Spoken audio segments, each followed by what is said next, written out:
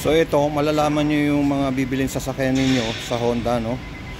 Kung naka-undergo na siya ng mga warranty campaign or warranty recall, okay? So makikita nyo yan, katulad ng SRS, may markings yan, ayan, no? Doon sa passenger side, kulay dilaw, makikita nyo sa ilalim nung glove compartment, okay? So ito, masisilip nyo yan dito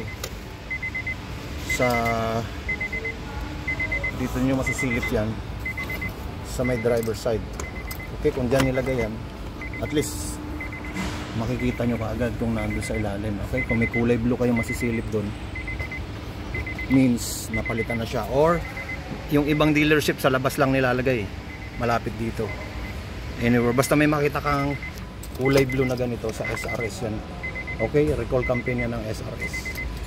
Alright.